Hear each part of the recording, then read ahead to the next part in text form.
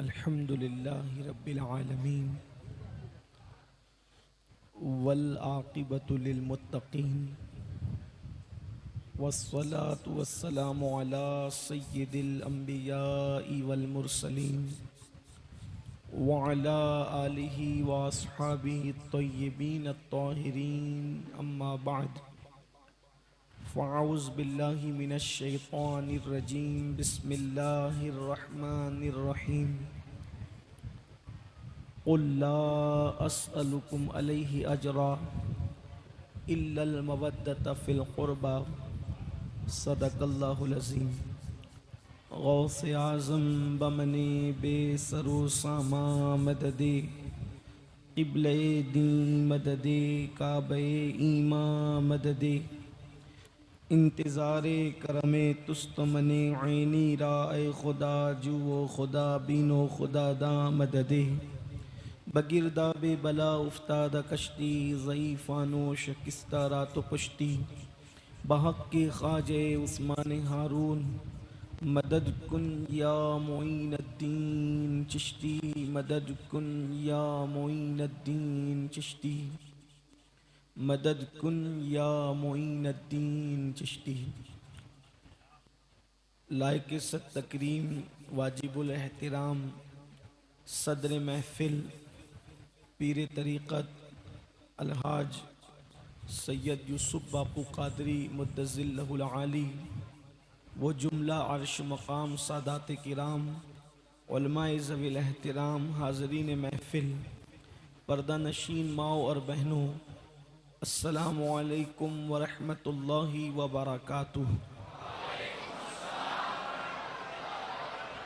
इंतहाई एहतराम व अक़ीदत के साथ अपने और सारी कायनात के मरकज़ अक़ीदत अनीस बेकसां चारा साज़े दर्दमंदा हम गरीबों के गम गुसार हम फ़कीरों की सरवत शहर यार इरम ताजदार हरम नौबहार शफ़ाअत शब असरा की दूल्हा नौशे बज़्म जन्नत दानाए सुबुल मौलाए कुल ख़त्मुर रुसुल खुसरवे खूबा सयाह लामका वजह कुन फ़का दुर्रिल्लाहिल मकनून सिर्रिल्लाहिल मखज़ून आलिम माकाना व मा यकून आबो गिले अम्बिया जानो दिले असफिया मतले हर सआदत मक्ते हर सियादत खुलासे कायनात फ़ख्र मौजूदात हुजूर अहमद मुजतबा मुहम्मद मुस्तफ़ा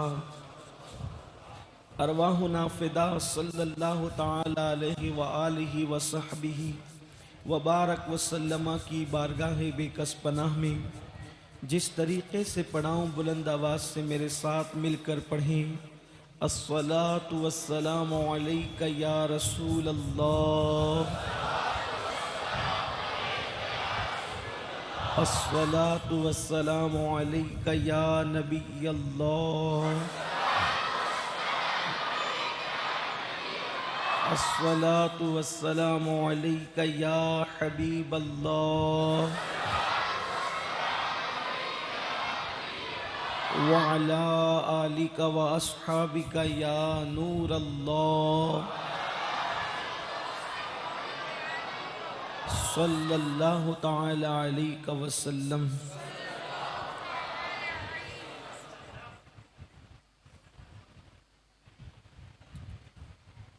एक सीने तक मुशाबे एक वहाँ से पाँव तक, एक सीने तक मुशाबे एक वहाँ से पाँव तक हुस्न सिफ्तैन उनके जामों में है मीमा नूर का। नूर बिनते नूर ज़ौजे नूर उम्मे नूर नूर नूरे मुतलक की कनीज़ अल्लाह रे लम्आ नूर का। तेरी नस्ल पाक में है बच्चा बच्चा नूर का। तू है ऐने नूर तेरा सब घराना नूर का।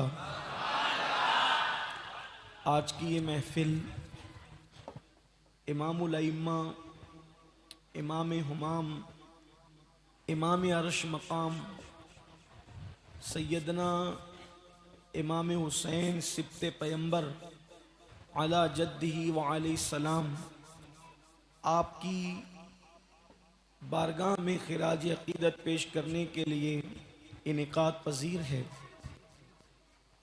और मुझे जिस उन्वान पर गुफ्तगू करने का हुक्म है उसी मुनासिबत से मैंने कुरान मुक़द्दस की एक आये करीमा को तिलावत करने का शरफ़ हासिल किया है।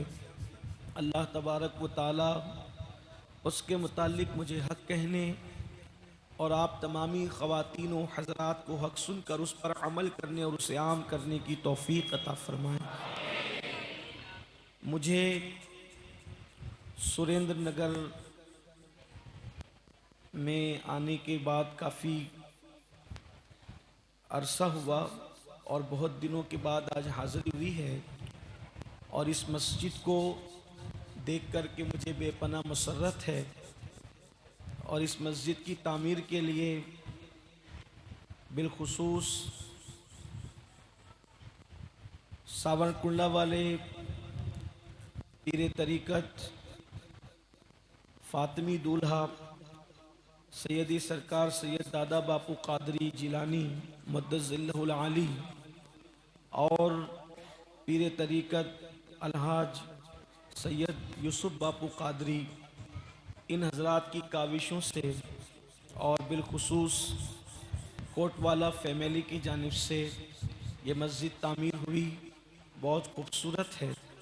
अल्लाह ताला से दुआ करता हूँ कि कोटवाला फैमिली ने जिस खातून के नाम से इस मस्जिद की तामीर में हिस्सा लिया, अल्लाह तबारक व ताला उस खातून को, रुकैया खातून को अल्लाह ताला जन्नत में करवट करवट रहमतें अता फ़रमाए और अल्लाह ताला उनकी बेहिसाब मग़फ़िरत फ़रमाए, उनके दरजात को अल्लाह बुलंद फ़रमाए और हर दो सादात किराम को अल्लाह सेहत व सलामती के साथ दराज़ी उम्र बिल खैर अता फ़रमाए।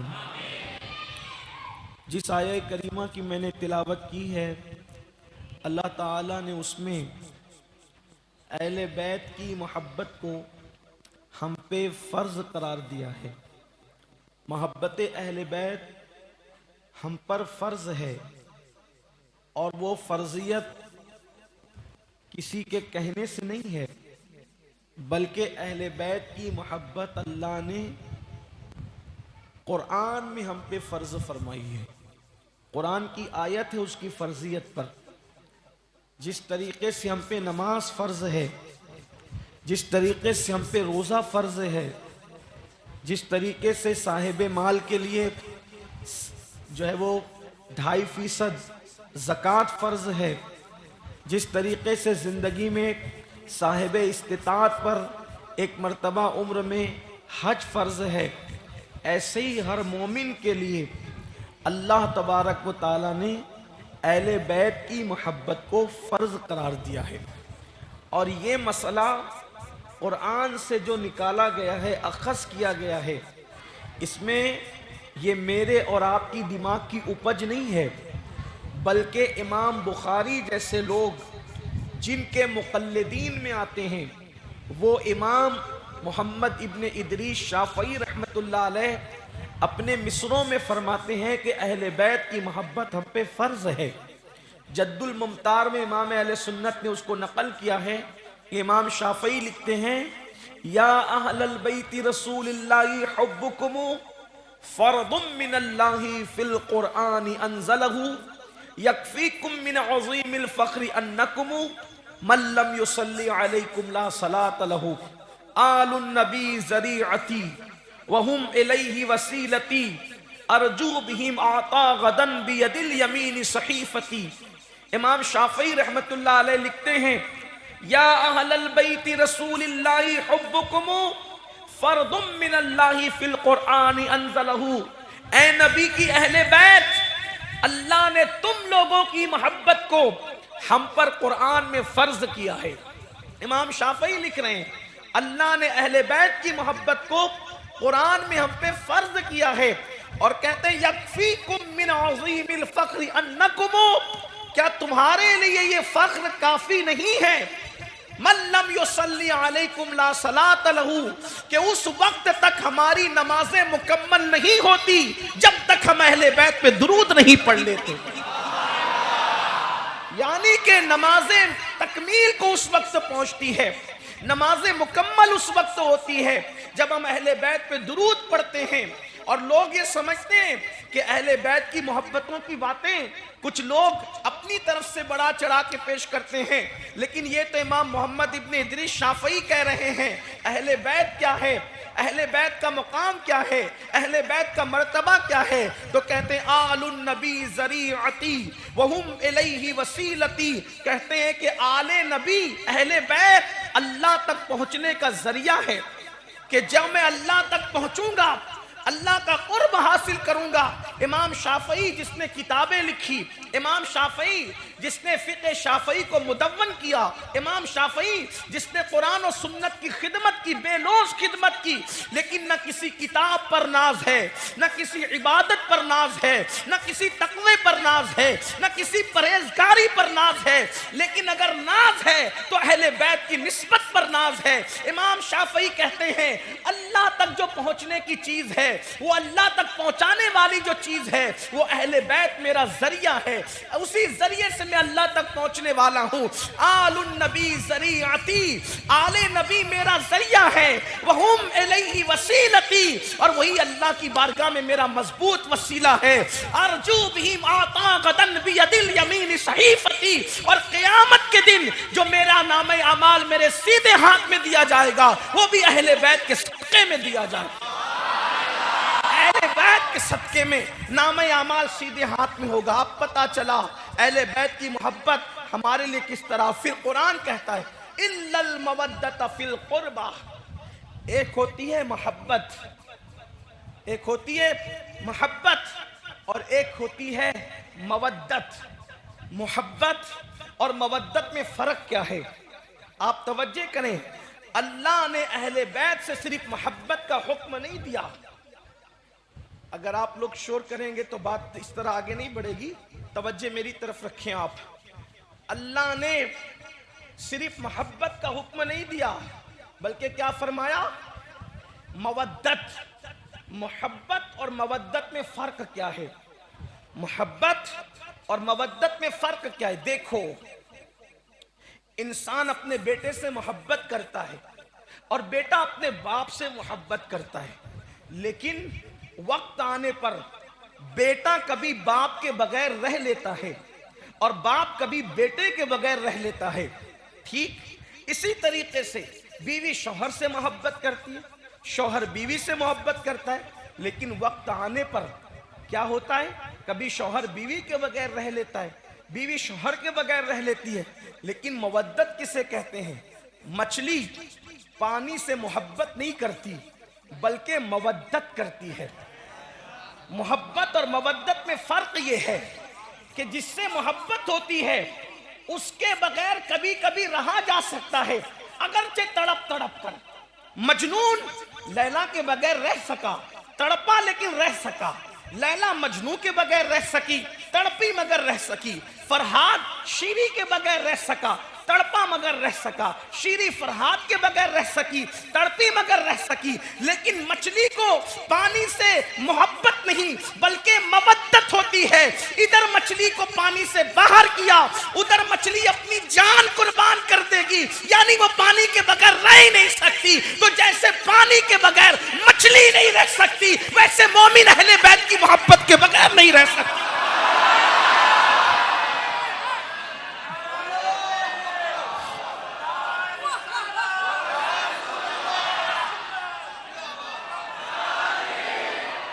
और बात खास ये है कि जिससे मोहब्बत होती है मरने के बाद उससे रिश्ता टूट सकता है, लेकिन जिससे मवद्दत होती है मरने के बाद उससे रिश्ता नहीं टूटता। उसकी वजह यह है कि पानी और मछली का रिश्ता इतना मजबूत है कि मरने के बाद भी मछली पानी से अपना रिश्ता कायम रखती है। उसे निकाला जाए, उसे पका लिया जाए, हत्ता कि उसे खा लिया जाए। लोग कहते हैं, डॉक्टर भी कहते हैं, हकीम भी कहते हैं, अवाम का भी तजर्बा है, खवास का भी तजर्बा है कि मछली खाने के बाद, कोई डिश खाने के बाद उतनी ज्यादा प्यास नहीं लगती जितना मछली खाने के बाद प्यास लगती है। आखिर मछली खाने के बाद प्यास क्यों लगती है? उसकी वजह यह है कि मछली पेट में जाने के बाद भी पानी तलब करती है और बताती है लोगों, जिससे मवद्दत होती है मरने के बाद भी उससे रिश्ता कायम रहा करता है। इसीलिए अल्लाह ने मवद्दत का हुक्म दिया।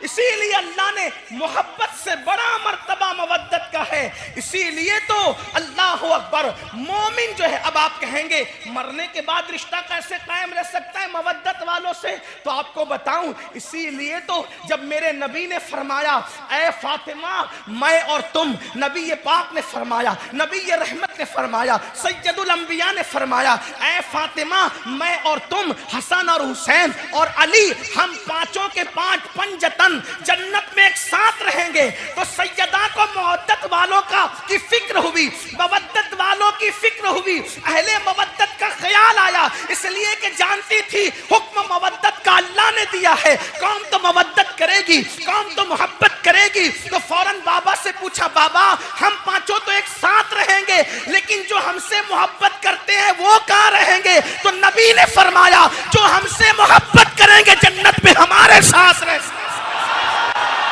क्योंकि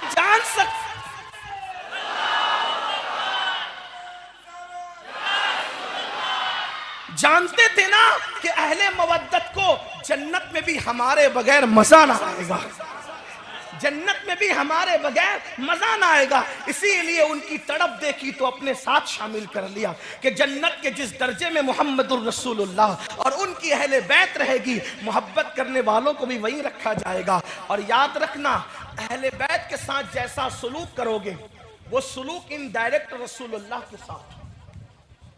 मैं अपनी गुफ्तगू को बहुत नाजुक मोड़ की तरफ ले जा रहा हूं और जल्दी से अपने अस्ल उन्वान की तरफ आऊंगा और बात वक्त पर मुकम्मल होगी। जो टाइम मुझे दिया गया मैं उस पर मुकम्मल करूंगा।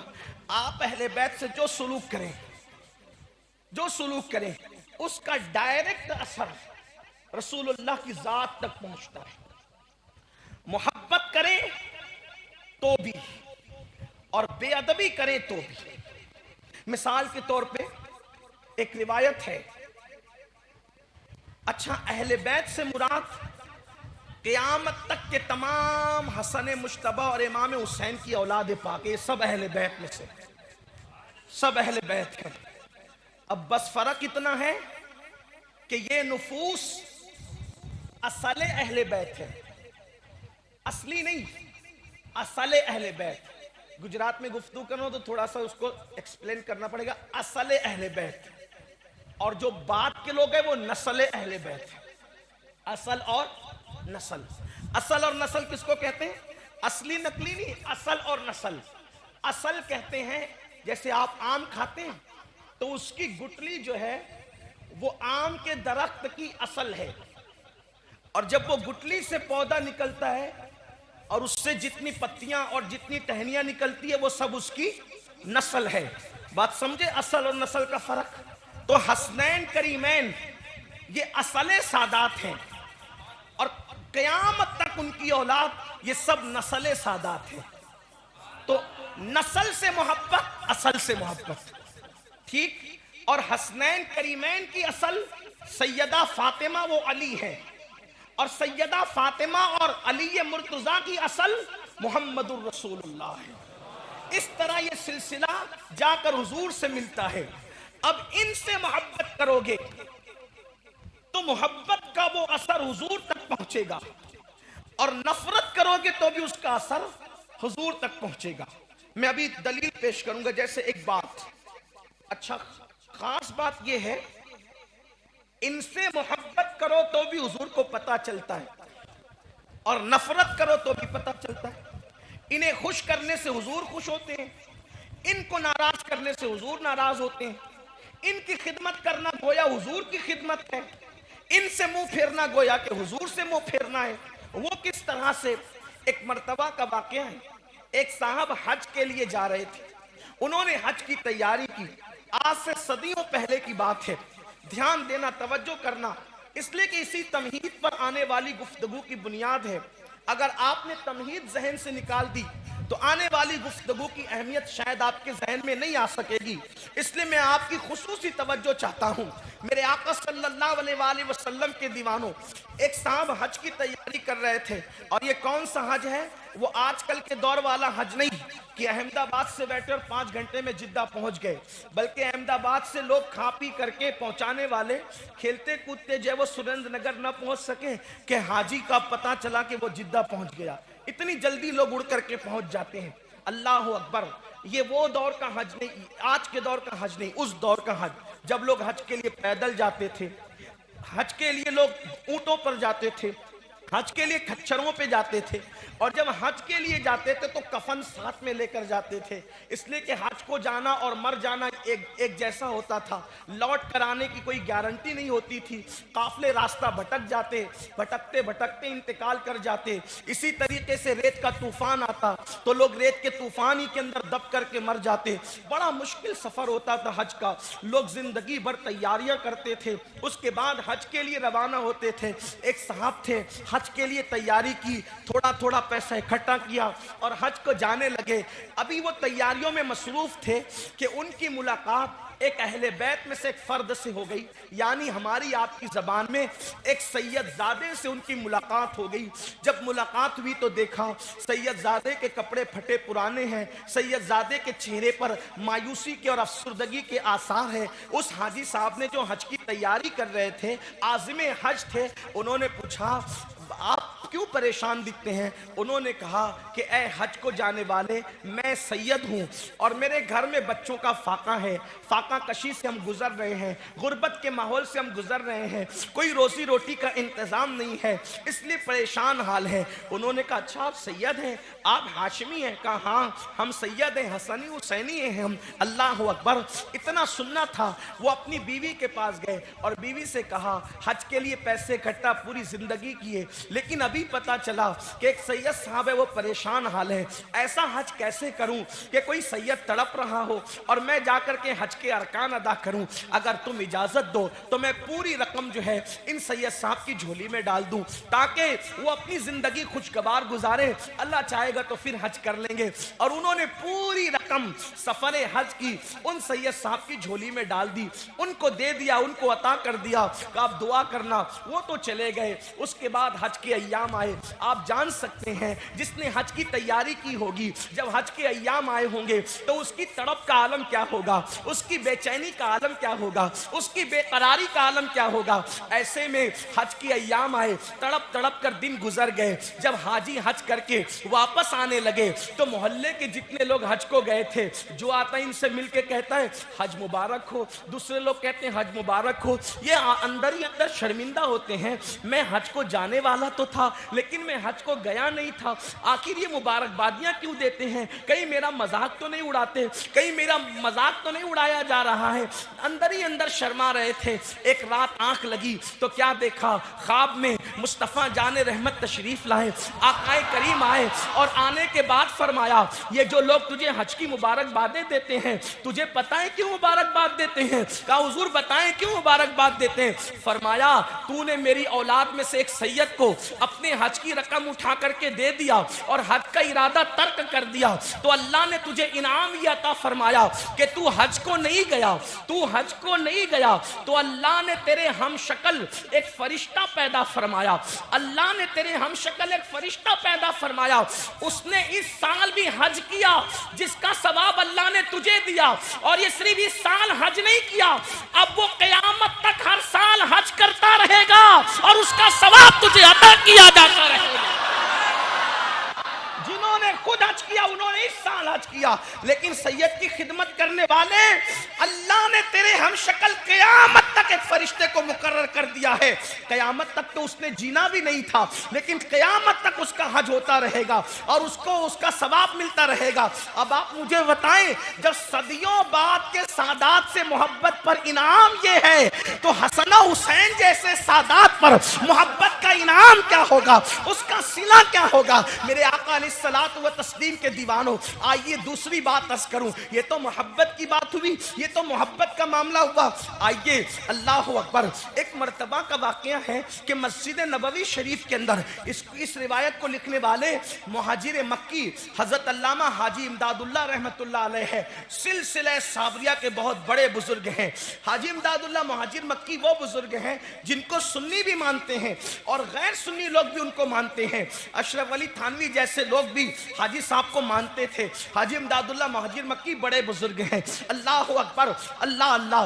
वो बयान करते हैं कि मस्जिद नबवी शरीफ के अंदर एक बहुत बड़े आलिम और मुहद्दिस थे। तवज्जो करना, ध्यान से सुनना, बात आपके आगे समझ में आएगी। अल्लाह अकबर। हमने मोहब्बत और खिदमत का मेयार क्या मुकर्रर कर रखा है और असल मेयार क्या है। अल्लाह अकबर। वो आलिम थे, मुहद्दिस थे, बहुत बड़े फ़क़ीह थे।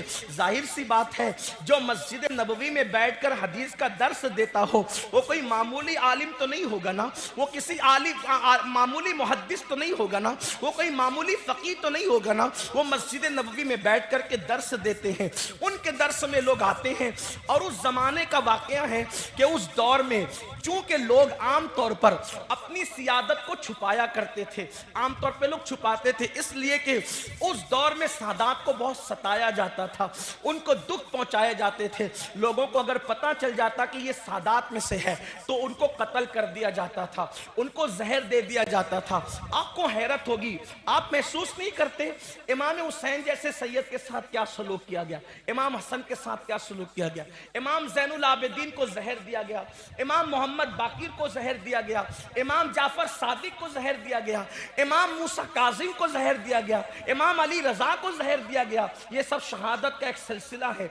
उस दौर में सादात जहां देखे जाते थे उनसे गोया के बहुत दर्जा लोग, हुक्मरान तबका नफरत करता था कि उनको मार डालने की कोशिश करते थे, उनको ईजा पहुंचाने की कोशिश करते थे। अगर मैं वो तारीख पेश करूं आपके सामने कि सादात के साथ जो हुआ है, एक उसकी तारीख है। इमाम ज़ैनुल आबिदीन को आप तो सिर्फ इतना ही जानते हैं ना कि करबला में हथकड़ियां पहनाई गई थी, पैरों में बेड़ियां पहनाई गई थी। वो आखिरी मर्तबा नहीं हुआ था, मरवान के दौर में, जब फिर उस मरवान के बाद उसका बेटा अब्दुल मलिक मरवान का दौर आया। ये अब्दुल मलिक मरवान, ये नापाक इंसान अब्दुल मलिक मरवान, ये मरवान का बेटा, इस बदबख्त ने इमाम ज़ैनुल आबिदीन को हाथों में हथकड़ियां और पैरों में बेड़ियां डाल करके घुमवाया। ये आपके साथ सलूक किया गया, आपको जेलों में रखा गया। फिर उसके बाद इमाम जाफर सादिक को जहर दिया गया, तारीख है। इमाम अली रजा, इमाम मूसा कासिम को हाथों में हथकड़ियां और पैरों में बेड़ियां डालकर मदीने मुनव्वरा से बगदाद तक पैदल लाया गया, जेल में रखा गया। हालात ही ऐसे थे क्योंकि हुक्मरान तबके को यूं लगता था कि ये जिंदा रहे तो हमारी हुकूमत कायम नहीं रहेगी, क्योंकि हर दौर में अवाम की तवज्जो सादात की तरफ रही, हर दौर में अवाम की मोहब्बत सादात की तरफ रही। तो उनको यूं लगता था एक आवाज लगाएंगे तो हमारा तख्ता पलट जाएगा। किसी ने बादशाह से कहा, बादशाह का नाम नहीं लूंगा, लेकिन किसी ने बादशाह से कहा, ओ बादशाह, तुम लोग इन्हीं का नाम लेके, सादात का नाम लेकर तो बादशाह बने थे, अब इनके दुश्मन हो गए। तो कहा अगर हम इनको मार ना डालें तो हमारी हुकूमत कैसे कायम रहेगी, हुकूमत के कयाम के लिए हमें इन्हें मारना पड़ता है। ये सूरत हाल थी। यानी सादात को दुख पहुंचाने की ये जो स्कीम है, ये जो प्लान है, ये जो हालात हैं, ये नए नहीं है, ये बहुत पुराने चले आ रहे हैं। अल्लाह अकबर। हसद का मामला था उस दौर में भी। अब्दुल मलिक मरवान को क्या तकलीफ थी? अब्दुल मलिक इब्ने मरवान हज को गया, बादशाह था, वो काबे का तवाफ करने के बाद जैसे हजर अस्वद चूमना चाहता था, लोगों ने धक्के दे दिए, नहीं चूमने दिया उसको, भीड़ रहती है। आप भीड़ में जब जाएंगे हजर अस्वद चूमने, आप कितने ही बड़े अपने दौर के हैं तो वहां कैसे धक्के खाते हैं, बड़े बड़े लोगों को धक्के खाते देखा है कि नहीं देखा? जो लोग गए उन्होंने देखा, जो नहीं गए अल्लाह उन्हें दिखाए कि हजर अस्वद चूमना आसान नहीं है। बड़े बड़े लोग जिनके यहाँ हाथ चूमे जाते वो वहां कोनियां खाते हजर अस्वद चूमने के लिए। लोग जो वो धक्का देकर के पीछे कर देते, वो हिंदुस्तान में थे जो तुम्हारे हाथ चूमे जाते थे। ये अल्लाह का घर है, यहाँ कोई बड़ा छोटा नहीं है। तो वैसे हालात हर दौर में रहे हैं। अब्दुल मलिक इब्ने मरवान हजर अस्वद चूमने के लिए गया तो लोगों ने धक्के दे दिए, वो बगैर चूमे बाहर हो गया और जा करके थोड़ा अपनी सांसों को दुरुस्त कर रहा था, मताफ के किनारे बैठा था। ऐसे में उसने अपनी आंखों से देखा कि एक जवान आया सर झुकाए हुए, और जैसे ही मताफ में दाखिल हुआ, खुदा जाने उसके अंदर क्या कशिश थी, वो हजर अस्वद को चूमना चाहता था।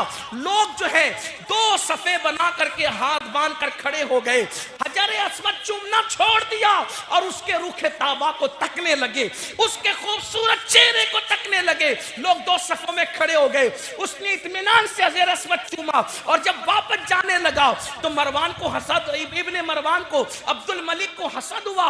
उसने गुस्से में कहा, जाहिर सी बात है बादशाह धक्के खा करके बाहर हो जाए और किसी के लिए हरम में कतार बन जाए, ये तो मिन जानिबिल्लाह मकबूलियत है ना, ये प्रचार की मकबूलियत नहीं है, ये इश्तिहार की मकबूलियत नहीं है, ये एजेंडों की मकबूलियत नहीं है, ये पाले हुए कुत्तों की मकबूलियत नहीं है, ये मंसूबा बंद मकबूलियत नहीं है, ये वो मकबूलियत है जिसे खूने मुस्तफा की मकबूलियत कहते हैं, ये वो मकबूलियत है जिसे नसब रसूल की मकबूलियत कहते हैं। जैसे मिठास के पास चूंटियों और मक्खियों को बुलाना नहीं पड़ता, कोई ऐलान करने वाला नहीं है, चूंटियों आओ यहाँ शक्कर है, चूंटियों आओ यहाँ गुड़ है, मक्खियों आओ यहाँ शक्कर है, मक्खियों आओ गुड़ है। जैसे मिठास जहाँ होगी मक्खियाँ चूंटियाँ बगैर बुलाए चली जाएगी, वैसे खूने रसूल की खुशबू वो है, जहाँ वो रहेंगे अहले इश्क वहाँ दौड़े दौड़े पहुंच। वाह,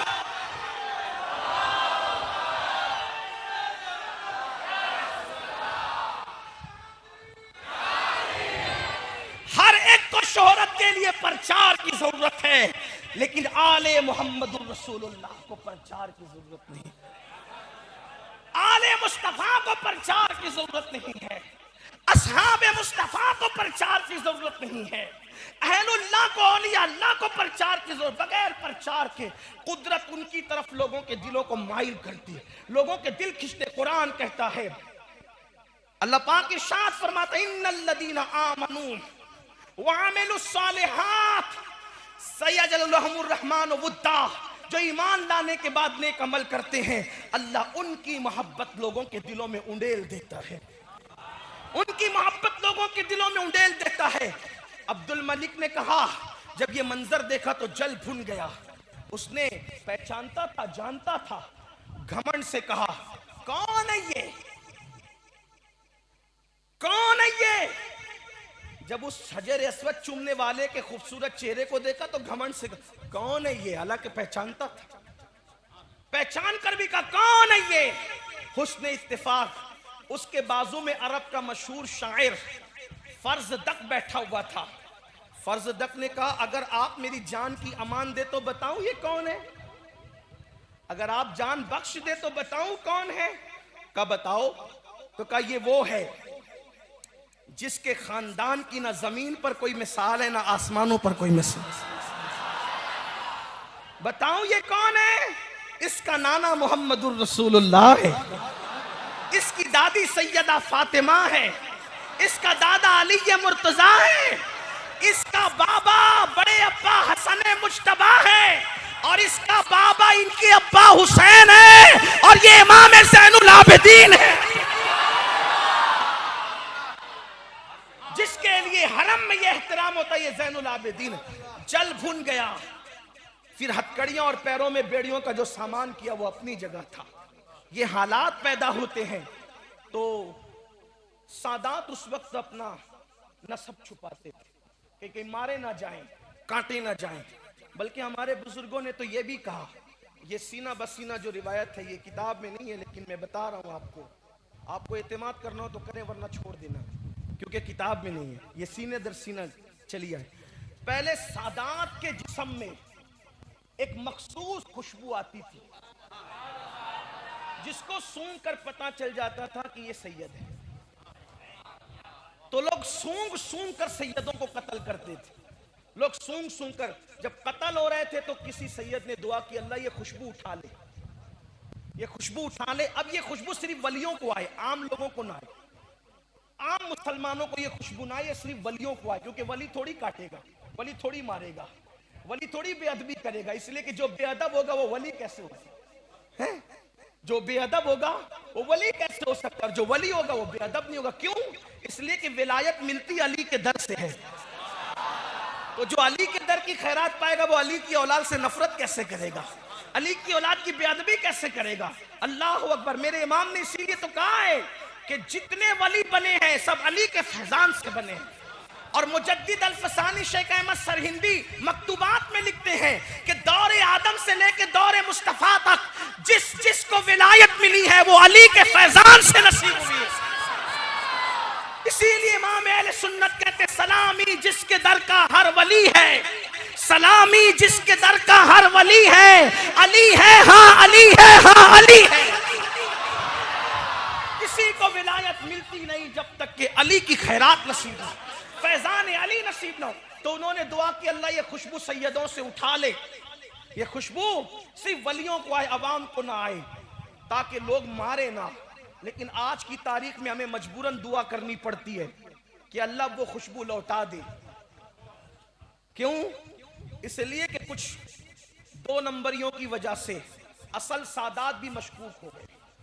तो अल्लाह वो खुशबू लौटा दे ताकि असल में और चिटिंग बाजों में फर्क हो जाए। हम फिर वो खुशबू मांगते हैं, अल्लाह वो दिन लाए। हाँ, वरना अहले इश्क को पहचानने में कोई दिक्कत भी नहीं है ना, अहले मोहब्बत को पहचानने में कोई दिक्कत भी नहीं है। खुदा ने जिसको ईमान की आंख दी है वो एक नजर में पहचाने कि सोना क्या है और पीतल क्या है। लेकिन जौहर की गद जौहरी जाने जो कोई जौहरी होवे है। कद्र वाले जानते हैं कद्र शाने अहले बैत, ना कदरों को क्या खबर कद्र वाले जानते हैं। एक मर्तबा ऐसी बात चली एक बुजुर्ग की, तो उन्होंने बुजुर्ग ने अपने मुरीद को एक अंगूठी दिखा, बेटा इसको ले जा बेच। वो अंगूठी लेकर के एक भटियारे के पास गया, कहा अंगूठी कितने में लोगे? तो कहा 2 रोटियां ले लो बेटा और अंगूठी दे दो। वो वापस आया, फरमाया आप जौहरी के पास जा। जौहरी के पास गया तो जौहरी ने कहा जितनी तुम रकम को उतना देंगे लेकिन अंगूठी हमें दे दो। वो वापस आया, कहा एक तो 2 रोटी कीमत लगाता है और दूसरा कहता है जो मुंह मांगोगी वो कीमत देंगे, वजह क्या है? फरमाया बेटा वो भटियारा था, ये जौहरी है, फर्क ये है। इसलिए कि जौहर की गद कौन जानता है? जौहरी। उस भटियारे को क्या पता कि जौहर किसे कहते हैं। इसी तरह अहले निस्बत की कदर अहले निस्बत जानते। जिब्रील से पूछो सैयदों के घर की अजमत। उस्ताद ज़मान मौलाना हसन बरेलवी कहते हैं बेइजाजत उनके घर जिब्रील भी आते नहीं, बेइजाजत उनके घर जिब्रील भी आते नहीं। कद्र वाले जानते हैं कद्र शाने अहले बैत। नबी के घर की सैयदा ज़हरा के घर की शान, अहले बैत के घर की शान ये उनके घर में बेइजाजत जिब्रील आते नहीं। कद्र वाले जानते हैं कद्र शान अहले बैत। बहरहाल तो लोग अपनी सियादत उस दौर में छुपाया करें ताकि उन पे जुल्म न हो। मस्जिद नबवी में दर्स होता था, उन्हीं में एक सैयद का बच्चा भी आता था और वो हदीस के दर्स में बैठता था। एक दिन उसने सबक याद नहीं किया, सबक याद नहीं किया तो उस्ताद को गुस्सा आया। उन्हें नहीं पता, गुस्सा आया तो तहदीद के लिए, तादीब के लिए, तरबियत के लिए उन्होंने एक तमाचा जोर से उसकी पीठ पे मारा। पीठ पे तमाचा मारा। सबक नहीं याद करते? क्यों वक्त नहीं निकालते? मेहनत नहीं करते? उसको तमाचा तो पड़ गया, उसकी तो तादीब हो गई। इधर रात को ये सोए तो सैयदुल आलमीन मुस्तफ़ा जाने रहमत उनके ख्वाब में तशरीफ लाए। वो कोई मामूली इंसान नहीं थे, बहुत बड़े मुहद्दिस थे, वाकई आशिक रसूल थे। उन्होंने मारने का शागिर्द समझ के मार दिया, तवज्जो नहीं की उस तरफ। हुजूर ख्वाब में आए और ख्वाब में आके उन्होंने अर्ज़ की हुजूर आप मेरे ख्वाब में, मेरे तो भाग जगे, मेरे नसीब जगे। हुजूर ने फरमाया इसलिए ख्वाब में आया हूं कि तूने मुझे क्यों मारा, तूने मुझे क्यों मारा। कदम पकड़ लिए हुजूर, आपको मैं क्यों मार सकता हूं, आप मेरे नबी हैं, मैं तो ये तसव्वुर भी नहीं कर सकता आका, मैं आपको कैसे मार। आका ने मैं तूने मुझे क्यों मारा। अस्की हुजूर मैं आपसे शफाअत का भिखारी हूं, मैं आपको क्यों मारूंगा, मैं आपको कैसे मार सकता। हुजूर आप क्या फरमा रहे हैं? हुजूर आप सच के सिवा कभी कुछ नहीं फरमाते। मेरी जान, मेरे ईमान की जान, मैं आपको कैसे मार सकता हूँ। आका ने फरमाया तूने मुझे क्यों मारा। अर्ज़ की हुजूर जब आप फरमा रहे हैं तो आप सच्चे हैं और ऐसे सच्चे हैं कि दुश्मन भी आपकी सच्चाई की गवाही देते हैं। आका बताएं हुआ क्या है। आका ने फरमाया तूने मुझे क्यों मारा। हुजूर मैंने आपको नहीं मारा, लेकिन आप फरमा रहे तो हुआ क्या है। सरकार ने फरमाया ये देख। अपनी पीठ का कुर्ता हटाया और हटा करके फरमाया ये देख। देखा तो वहां पर पंजे का निशान था, उंगलियों का, हुजूर की पीठ पे उंगलियों का निशान था। वो तड़प के, वो मुहद्दिस तड़प के कहते मेरे माँ बाप आप पे कुर्बान। हुजूर ये क्या है। फरमाया ये तेरी उंगलियों का निशान है, तूने मुझे मारा है। उसकी हुजूर मैंने आपको कैसे मारा। फरमाया मेरा एक बेटा तेरे पास हदीस का दर्स लेता है, उसने सबक याद नहीं किया तो तूने उसकी पीठ पर थप्पड़ मारा। वो थप्पड़ उस पर नहीं पड़ा, वो थप्पड़ उस पर नहीं पड़ा, वो थप्पड़ तेरे नबी की पीठ पे पड़ा। यानी ताज़ीम करो तो भी वहां तक, और अगर बेअदबी करो तो भी वहां तक। ये है अब सुरेंद्र नगर और गिरद नवाज से आने वाले सुन्नी मुसलमानों, इसी वाक़े को बेस बनाकर मैं तुमसे पूछता हूं कि हम अहले बैत की मोहब्बत को ईमान करार देते हैं, जान ईमान करार देते हैं। अब आपसे सवाल करता हूं, मुझे बताओ अगर किसी सदियों बाद के सैयद की पीठ पे कोई मार दे तो उसका असर हुजूर की पुश्त तक पहुंचता हुआ बज़ाहिर नजर आ रहा है। अब अगर कोई इमाम हुसैन का दिल दुखाए, इमाम हुसैन के दिल को तकलीफ पहुंचाए, तो बोलो उसका असर हुजूर के दिल पर पड़ता होगा कि नहीं पड़ता होगा। हुजूर उससे दुखी होते होंगे कि नहीं होते होंगे। हुजूर अलैहिस्सलाम को अज़ियत पहुंचती होगी कि नहीं पहुंचती होगी। अब सुन्नियों मुझे बताना, मैं अपनी गुफ्तगू समेटते हुए अर्ज करूं कि जब तुम लोग अल्लाह अकबर फज्र की नमाज में अपने बिस्तर पे पड़े रहते हो और दीन की बुनियादें, दीन का सुतून जिसे नमाज कहते हैं, जिसको बचाने के लिए इमाम आली मकाम करबला तक गए, अल्लाह अकबर, जब तुम फज्र की नमाज में नहीं पहुंचते होंगे तो उस वक्त इमाम हुसैन का दिल नहीं दुखता होगा कि मैंने नमाज बचाने के लिए अपना अली अकबर जैसा बेटा कुर्बान किया और ये अपनी नींद बचाने के लिए नमाज को कुर्बान कर रहा है, नमाज को छोड़ रहा है। तो बोलो मौला हुसैन के दिल को कितनी तकलीफ पहुंचती होगी। सदियों बाद के सैयद पे तमाचा पड़े तो असर हुजूर की पीठ तक जाता है। अल्लाह अकबर, वो हुसैन जो रसूलुल्लाह के डायरेक्ट, अल्लाह अकबर, जिसको कुरान ने उन्हें अबना अना कहा, अबना अना कहा, अल्लाह अकबर, अबना अना व अबना अकुम, कुरान जिसके बारे में कहे कि ये हुजूर के बेटे हैं, हुजूर की बेटी के बेटे हैं। बल्कि आका फरमाते हैं अल्लाह अकबर, उनकी अम्मी से कहते हैं फातिमा हुसैन को न रुलाया करो, इसलिए कि हुसैन रोता है तो मेरा दिल बेचैन होता है, हुसैन रोता है तो मेरा दिल बेकरार होता है। अल्लाह अकबर। अब आप मुझे बताएं, जिस नमाज के तहफ़्फ़ुज़ के लिए मौला हुसैन कुर्बानी इतनी बड़ी दें कि जान तक कुर्बान कर दें, आज उस नमाज की हमारे दरमियान अहमियत क्या रह गई है। हमने करबला को सिर्फ चंद वाकयात समझ रखा, हमने करबला को सिर्फ चंद वाकयात समझ रखा। 10 दिन महफिलें सजाओ, शिरनी बांट दो, शरबत बांट दो, खिचड़ा बांट दो, मिठाई तकसीम कर दो, बस हमारी जिम्मेदारी पूरी हो गई, हम आशिकाने हुसैन हो गए। फिर हमारे घर की फ्रिज में चाहे शराब पड़ी रहे, फिर हमारे बच्चे चाहे लड़कियों पर पाप की नजर डालते रहे, फिर चाहे हमारी बेटियां बगैर दुपट्टे के घूमती रहे, फिर चाहे हमारी बेटियां बेपर्दा घूमती रहे, फिर चाहे हमारे घरों में सीरियल के नाम पे जिना के मनाजिर देखते दिखाते रहे, फिर चाहे हमारे घरों में फिल्मों के गंदे मनाजिर देखे दिखाए जाते रहे, फिर हम हुसैनी है। हुसैनियत इतनी सस्ती है कि तुम जिना के मनाजिर भी देखो और हुसैनियत भी कायम रह जाए। तुम लोग सीरियलों के अंदर माअज़ल्लाह कुफरिया कलिमात को बचते हुए भी देखो और हुसैनियत तुम्हारी कायम रह जाए। सिर्फ हुसैनियत को खिचड़े और शरबत पर हासिल करने का ख्वाब देखने वाली मेरी कौम, अच्छी तरह से याद रखना, हुसैन पाक ने करबला में बता दिया, अगर दीन का बागी होगा और सहाबी का बेटा होगा तो भी मैं उससे हाथ मिलाने के लिए तैयार नहीं हूं, तो भी मैं उसके हाथ में अपना हाथ देने के लिए तैयार नहीं हूं। जब सहाबी के बेटे की हुसैन रियायत नहीं करते तो अपना बाप सहाबी है, अपना बाप कोई वली है, हम कहां से सुरखाब के पर लेकर के आ गए। अल्लाह अकबर। अच्छी तरह याद रखना, हाथों के कड़े हुसैनियत नहीं है, पैरों की जंजीरें हुसैनियत नहीं है, बालों का बड़ा कर लेना हुसैनियत नहीं है, गले के अंदर अल्लाह अकबर 4 6 10 20 तावीज़ात पहन लेना हुसैनियत नहीं है, मुहर्रम की महफिलों के अंदर सिर्फ या हुसैन के नारे जबान से लगा लेना, सिर्फ ये हुसैनियत नहीं है।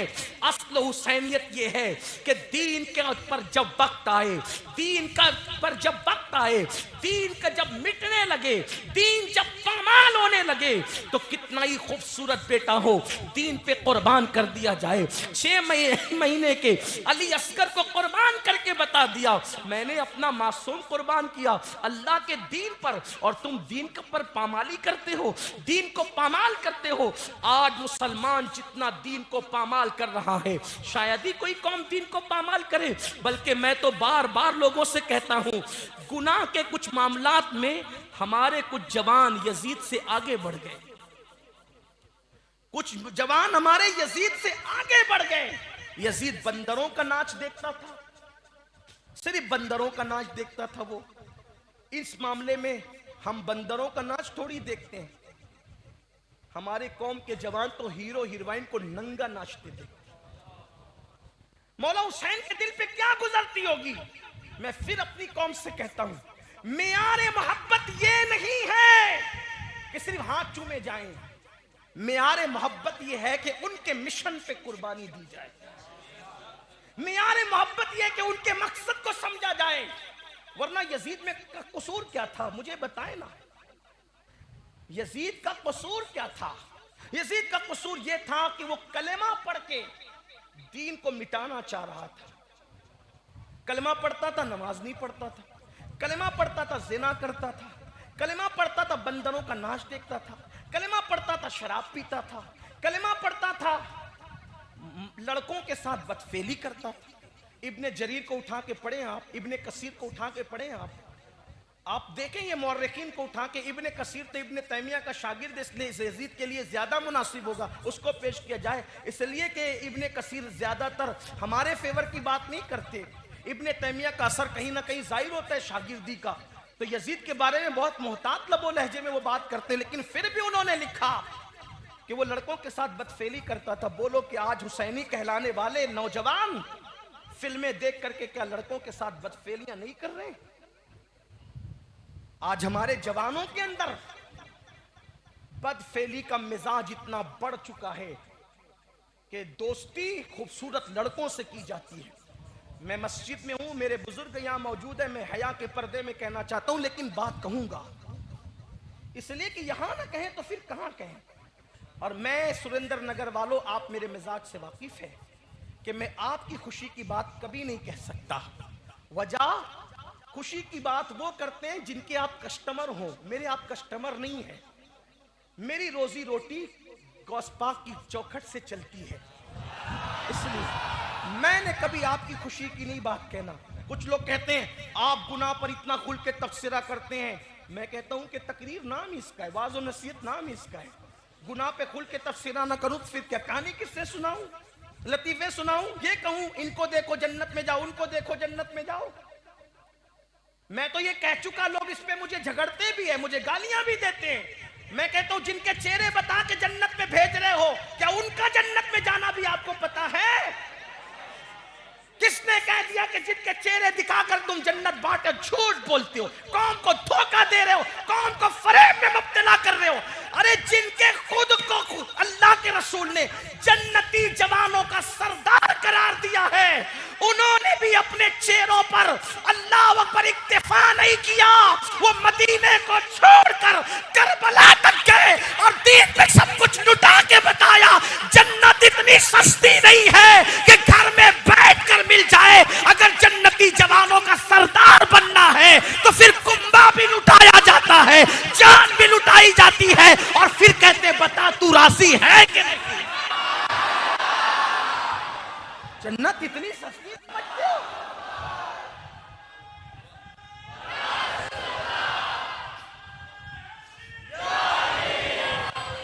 लोग कहते हैं सब घर में बैठे थे, हुसैन क्यों नहीं बैठे? मैंने कहा वो सब जन्नती थे, हुसैनी जन्नती जवानों के सरदार थे। रियाया रियाया का काम अलग होता है, सरदार का काम अलग होता है। रियाया अपना काम करती है, सरदार अपना काम करता है। अरे रियाया अगर नोट पे दस्तखत कर दे तो नोट चलेगी? बोलो, उसके लिए कोई खास चाहिए? अरे जब नोट पे दस्तखत के लिए खास चाहिए, जब तेरी नोट के लिए कोई खास चाहिए, तो अल्लाह के दीन के लिए कोई आम कैसे चल जाता है? लोग कहते लोग क्यों नहीं गए? हम कहते इसलिए नहीं गए कि तुझे नहीं पता। बकरीद में जब तू कुर्बानी करने जाता है, तवज्जे, अगर तू चीटिंग बाज नहीं है, अगर तू सच्चा वफादार है अल्लाह का, कुर्बानी करने जाता है तो 10 बार जानवर देखता है। ठीक, कौन सा अच्छा है, कौन सा खूबसूरत है, किसकी नस्ल अच्छी है, कौन सा कीमती है। बोलो, लंगड़े जानवर की कुर्बानी होती है? बोले, कमजोर की, काने की, दुमकटे की कुर्बानी किसकी होती है? जो बेऐब हो। तवज्जे, जो बेऐब हो कुर्बानी, उस जो कीमती हो, उसकी आला नस्ल हो, उसकी। कुरान कहता है तस्सुर्रुन नासिरीन, एक नजर में देखकर जिसके हुस्न पे दिल आ जाए, कुर्बानी उसकी होती है। और नादान, तेरे बाप के नाम की कुर्बानी के लिए ऐसा अच्छा चाहिए जानवर, तो अल्लाह के नाम पे जान लुटाने के लिए हर खानदान का इंतखाब नहीं होता। कुदरत के नाम पे जान लुटाने के लिए जमीन पे जो खानदान सबसे कीमती होता है, कुदरत उनका इंतखाब करती है। हुसैन की असल भी बेमिसाल थी, हुसैन की नस्ल भी बेमिसाल थी, इसीलिए अल्लाह ने कुर्बानी के लिए उनका इंतखाब फरमाया।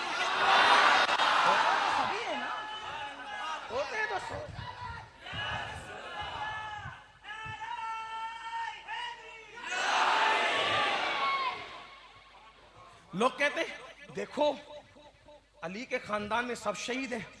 अली पाक खुद शहीद, उनके चचा हमजा शहीद, उनके भाई जाफर शहीद, उनके बेटे हसन शहीद, उनके बेटे हुसैन शहीद, उनके बेटे अली इब्ने हुसैन ज़ैनुल आब्दीन शहीद, उनके बेटे मोहम्मद बाकिर शहीद, उनके बेटे जाफर सादिक शहीद, उनके बेटे मूसा काजिम शहीद, उनके बेटे अली रजा शहीद, मसूद सालार गाजी शहीद। इस तरीके से शहीदों का पूरा खानदान है। मैंने कहा इसी पे नजर कर ले। जो खानदान जानवरों में आला होता है वो कुर्बानी के लिए चुना जाता है, और जो खानदान इंसानों में आला होता है फिर वो अल्लाह की राह में शहादत के लिए चुना जाता है। पता चला शहीद ऐरे गैरे नहीं होते, जो शहीद हुआ समझ लो ये मामूली नहीं है, अल्लाह का इंतखाब है, अल्लाह का इंतखाब है। तो अर्ज ये कर रहा था, हम बहुत मामूली जन्नत को बेच रहे हैं। कुछ लोग तो इतने बेबाक हैं, अरे कुछ भी करो जन्नत मिलेगी। ये हाल है, ये हाल है। मैं लोगों से कहता हूँ शर्म करो, जो कौम शराब जुए में मुब्तला हो उनको इस तरह सुला रहे हो, उनके साथ इस तरह मजाक कर रहे हो। गौसे पाक 40 साल तक रोजाना मामूल ये था कि इशा के वजू से फजर की नमाज पढ़ते थे। गरीब नवाज 70 साल न दिन को सोए न रात को सोए, इबादत। किसी ने कहा आप सोते क्यों नहीं? फरमाया जिसका यार जाग रहा उसको सोने में शर्म नहीं आना चाहिए? जिसका मालिक जाग रहा हो उस गुलाम को सोने का हक क्या है? ये अहले इश्क की बात है। लोगों को ये कहानी किस्सा लगता है, ये हकीकतें हैं। सैयदा फातिमतुज़ ज़हरा है कोई मिसाल जिसको ये कहने का हक था कि जन्नत मेरे बाप की है। वाकई हक था, लेकिन एक रात में एक सजदा ऐसा होता, हर रात एक रात में एक सजदा, पूरी रात गुजर जाती। सुबह होती तो हसरत से कहती कितनी छोटी रात बनाई कि दिल खोल के सजदा भी ना कर सकते हैं। उनको सजदे के लिए रात कम पड़ती थी, हमें यूट्यूब के लिए रात कम पड़ती है। हंसने की बात नहीं, गजलों के लिए रात कम पड़ती, गानों के लिए रात। और ये यूट्यूब की नहूसत और लानत है, जो गंदगी उस पे देख रहे हो कि हमारे माशरे में नौजवानों में बदफेली का मिजाज बढ़ रहा है। ये वो गुनाह है, मेरे आका अलैहिस्सलात व तस्लीम ने फरमाया जिना करने वालों से ज्यादा अजाब मर्दों के साथ बदफेली करने वालों को दिया जाएगा। जिस बस्ती में मर्दों के साथ बदफेली करने वाले लोग रहते हैं, अल्लाह उस बस्ती पर दिन में एक दिन में 36 मरतबा लानत नाजिल फरमाता, एक दिन में 36 मरतबा। और सबसे बड़ी लानत क्या है? सबसे बड़ी लानत फरमाया, मर्दों के साथ बुराई और बदफेली करने वाला शख्स कहीं भी मरे, कहीं भी मरे, उसको उठाकर जब उसको दफन किया जाता है, उसको जब दफन किया जाता है तो वो कब्र में या तो कुत्ते की सूरत इख्तियार कर जाता है या तो सूअर की सूरत इख्तियार कर जाता है। कुत्ते या सूअर की शक्ल इख्तियार कर जाते हैं मर्दों के साथ बदफेली करने वाला। और फिर वो कहीं भी मरे, उसको उठा करके फरिश्ते वहां ले जा करके फेंक देते हैं जहां कौमे लूत पर अजाब आया था। डरते नहीं लोग। दुनिया इसीलिए है कि यहां आकर पाप करेंगे, दुनिया इसीलिए कि यहां के जराइम करेंगे। और बदफेली का मैं सबसे ज्यादा किसी को जिम्मेदार समझता हूं तो यूट्यूब पर गलत मनाजिर, यूट्यूब पर गलत मनाजिर देखने वाला इस फेले बद का जरूर शिकार होता है। इसलिए अपने जवानों से कहता हूं, इमाम हुसैन की कुर्बानी याद करो। जिस वक्त दिल चाहे ना बदी करने को, बुराई करने को, सोचो इस दीन को बचाने के लिए, हमें जन्नती बनाने के लिए कितनी बड़ी कुर्बानी दी गई है। छोटी मोटी कुर्बानी नहीं है। सोचो तो सही, गौर करो। मैं लोगों को एहसास, वाकया नहीं पढ़ना चाहता, एहसास दिलाना चाहता हूं। मेरा आपका बेटा कितना भी खूबसूरत हो सकता है अली अकबर की तरह, इमाम अली अकबर की तरह हो सकता है। अरे अपना बच्चा अगर बाइक लेकर जाता है ना, बाइक, तो जब तक कि वो घर पर नहीं आता दिल में दिल नहीं रहता। बच्चे अगर स्कूल से लेट हो जाएं, बच्चे अगर स्कूल से आने में लेट हो जाएं, दिल में दिल नहीं रहता। बच्चा कहाँ चला गया, कहाँ? ये बच्चों से सबकी मोहब्बत। आप भी औलाद वाले, मैं भी अल्हम्दुलिल्लाह औलाद वाला हूँ, लेकिन हमने इमाम की कुर्बानी की कदर नहीं की, मौला हुसैन की कुर्बानी की कदर नहीं की। मुहर्रम के 10 दिन के नाम निहाद हुसैनी बनने वालों, कभी इमाम हुसैन की कुर्बानी को तनाई में बैठ के सोचो तो सही। अपने बच्चों से सोचो, अपने बच्चों का ख्याल करके सोचो। वो स्कूल से लेट आए तो तुम्हारा दिल धड़कता है, वो बाइक जोर से चला के, साइकिल जोर से चला के निकल जाए तो तुम्हारा दिल बेचैन होता है। मौला हुसैन के दिल पे उस वक्त क्या गुजर रही होगी जब हम शबी पैगंबर, है किसी का बेटा दुनिया में ऐसा? हजरत वारिस पाक कहते थे कि हमें तो करबला दिखाई जाती है। तो करबला दिखाई जाने का मतलब क्या है? वो जो लोग कमरों में बैठते थे ना मुहर्रम के 10-10 दिन इसी गम को लेके बैठते, वो गौर करते थे, सोचते थे। वो हजरत अलाउलक पंडवी, हजरत वारिस पाक 10-10 दिन तक कमरों में कैद रहते थे, बंद रहते थे, किसी से मिलते नहीं थे, बातें नहीं करते थे। सरकार सैयद बदियुद्दीन जिंदा शमदार, ये वो लोग हैं। थोड़ा गौर करो, हम कमरों में नहीं बैठ सकते, लेकिन अल्लाह के घर में थोड़ी देर अगर एहसास कर लो तो मेरा आना कामयाब हो गया। मैं कोई खतीब नहीं कि खिताबत करूं, उस दर का सगे बेहुनर हूं, लेकिन एक एहसास करके जाओ, आज तुम्हारा मेरा बेटा इतना खूबसूरत नहीं हो सकता जितना मौला हुसैन का बेटा इमाम अली अकबर। जब लोग हुजूर के विसाल के बाद मदीने वाले हुजूर की याद में तड़पते थे तो आकर कहते थे, हुसैन एक बार अली अकबर को दिखा दो, एक बार अली अकबर को दिखा दो, क्योंकि नबी को देखे हुए अरसा हो गया। अली अकबर को देखेंगे तो रसूलुल्लाह की तस्वीर, हम शबी पैगंबर हमें नजर आ जाएगा। लोग हज करके मदीने मुनव्वर आते थे तो मस्जिद में इमाम अली अकबर की जियारत को तड़पते थे, और जब अली अकबर पर नजर पड़ती थी तो लोगों की जबान पे दुरूद जारी हो जाता, लोगों की जबान पे जिक्र अस्कार ऐसी खूबसूरत। और सिर्फ वो हम शबी पैगंबर शक्ल के एतबार से न थे, बल्कि उनकी आवाज भी वैसी थी, उनके चलने का अंदाज भी वैसे ही था। जब अली अकबर आए और कहा, बाबा सब करबला में जाते हैं जान देने, मुझे भी इजाजत दें। सोचो इमाम हुसैन के दिल पे क्या गुजरती होगी। इमाम ने ऊपर से नीचे तक बेटे को देखा, किसे? हम शबी पैगंबर। हम शबी पैगंबर किसे कहते हैं? जलसे के नाज़िम ने उन्हें हम शबी पैगंबर थोड़ी बनाया था, वो वाकई हम शबी पैगंबर थे। इमाम ने ऊपर से नीचे तक देखा, किसी को भेजने में इमाम ने इतनी देर नहीं की थी। जितनी अली अकबर को भेजने में देर की थी, बार बार कहते थे तू न जाना, तू न जाना, तू हम शबी मुस्तफा है, मेरे नाना की तस्वीर है, तू कैसे जाएगा, मैं तुझे कैसे जाने दूंगा। अली अकबर ने कहा बाबा अगर मैं रह गया और आपकी जान चली गई तो दादी फातिमा तो ज़हरा को मुंह क्या दिखाऊंगा कि अल्लाह का दीन मिट रहा था और अली अकबर अपनी जान बचाए बैठा था। मैं नहीं ऐसा कर सकता, आपकी अम्मी फातिमा का वास्ता मुझे जाने दे। इमाम अली मकाम ने माँ का नाम सुना और दीन का नाम सुना तो फरमाया कि ठीक है, मेरी तमन्ना ये थी मेरे बेटे कि मैं तुझे शादी का दूल्हा अपने हाथ से बनाऊंगा, लेकिन आज शादी का दूल्हा ना बना सका और ऐसी जगह पे होके बना भी नहीं सकता, तो मैं तुझे आज शादी का दूल्हा तो तेरा बाप तुझे न बना सका, लेकिन शहादत का दूल्हा मैं तुझे जरूर बनाऊंगा। इमाम हुसैन ने अपने हाथों से अमामा बांधा और हाथ पकड़कर बाजू पकड़कर घोड़े पे सवार किया।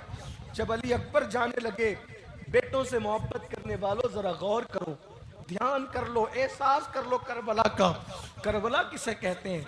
हमने इतनी छोटी छोटी चीजों को करबला का इवज बना लिया, इतनी छोटी छोटी चीजों को, और दीन, जिस दीन के लिए सब कुछ लुटाया, उस दिन की कदर क्या रही, उस दिन की अहमियत क्या रही हमारे नजदीक। अल्लाह अकबर।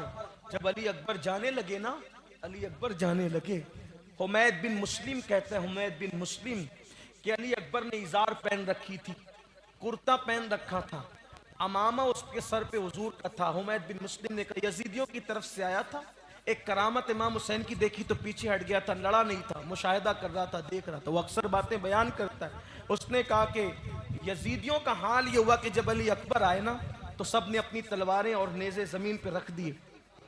शिमर ने कहा कि क्या बात है, इस बच्चे से क्यों डर रहे हो? तो कहा शिमर हद हो गई, हम हुसैन से लड़ सकते हैं, अपने रसूल से नहीं लड़ सकते, हम तो रसूल को आता देख रहे हैं।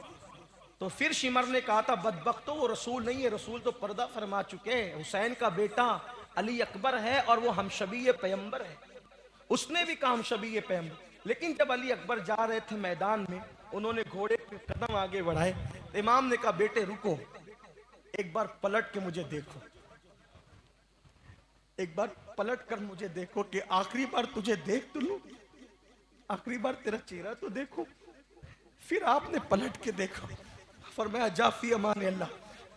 फिर घोड़े के 2 कदम आगे बढ़े तो कहा रुक, एक बार फिर तुझे देख। क्यों लुटाया इतने अजीम बेटे को? किसी शहादत पर हुसैन इब्ने अली का वो हाल न हुआ, किसी शहादत पर वो हाल न हुआ जो अली अकबर की शहादत पे हो। इब्ने असाकिर कहते हैं जब अली अकबर शहीद हुए, इमाम हुसैन के सर और दाढ़ी के सारे बाल यकलक सफेद हो गए, अचानक उसी एक लम्हे में सारे बाल। इब्ने असाकिर की रिवायत, इब्ने असाकिर ने कहा था कि इंसाफ के वो जाने, मैं नकल कर रहा हूं, अली अकबर का लाशा उठाया तो पूरे बाल सफेद हो गए सर दाढ़ी के। सैयदा ज़ैनब शहरबानों से कहती, शहरबानों बेटे की शहादत ने हुसैन को आज बूढ़ा कर दिया, इतने गम झेलने के बाद भी मेरा हुसैन बूढ़ा न हुआ था। ज़ैनब पाक कहती है बेटे के गम ने हुसैन को आज बूढ़ा कर। ये कुर्बानी थी किस लिए? दीन बचाने के लिए। जब चेहरे से दाढ़ी मुड़ाकर गटर में फेंकते हो तो ये कुर्बानी याद नहीं आती। नमाज के वक्त में जब मोबाइल पर गेम खेलते हुए जुए खेलते हो तो तब ये कुर्बानी याद नहीं आती। जब बेटियों को स्कूल और कॉलेज में बगैर दुपट्टे के भेजते हो ये कुर्बानी याद नहीं आती। क्या समझते हो क़यामत के दिन किस मुंह से अल्लाह का सामना करोगे? किस मुंह से रसूल का सामना करोगे? किस मुंह से इमाम हुसैन का सामना करोगे? अगर हुसैन ने बाजू पकड़ के पूछ लिया जालिम, मैंने तो दीन बचाने के लिए अली अकबर जैसी कुर्बानी दी थी और तूने दीन को कदमों तले रौंद दिया था, तू सूद के लुक़मे खाता था और अल्लाह के दीन को पामाल करता था, तू औरतों पे पाप की नजर डालता था, अल्लाह के दीन को पामाल करता था। हाँ हाँ, तेरे घर की फ्रिज में शराब पड़ी रहती थी और तू अल्लाह के दीन को पामाल करता था। सुनियो क्या जवाब होगा, क्या जवाब दोगे?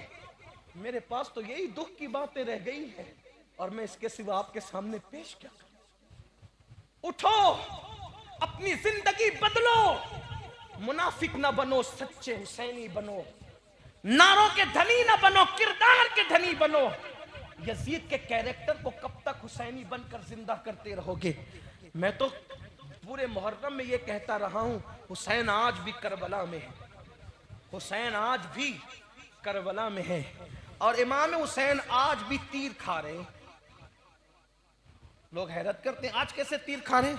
मैंने कहा कल तीर चलाने वाले यजीदी थे और आज तीर चलाने वाले हुसैनी हैं। कल के तीर इमाम हुसैन के जिस्म पे लग रहे थे, आज के तीर इमाम के जिस्म पे नहीं, आज के तीर इमाम हुसैन के दिल पे लग रहे हैं। क्योंकि जिनका जो मर गया वो मर गया, हमारा हुसैन तो जिंदा है, जिंदा है हुसैन। और ये महफिल रुकैया मस्जिद की महफिल भी मेरे हुसैन की नजरों में है। मेरा अकीदा है, मेरा अकीदा है। क्यों? हम लोग ऐरे गैरों को नहीं मानते, जिनको मानते वो इतने बड़े हैं कि सारी बड़ाइयां जिनके कदमों में झुकी हुई नजर आती है। ऐसे दरवेशों से रिश्ता है हमारा शिजरा, ऐसे दरवेशों से मिलता है हमारा शिजरा, जिनके कदमों में कई ताज पड़े रहते हैं। इमाम हुसैन इस महफिल को देख, हमारा कोई माने ना माने देख रहे।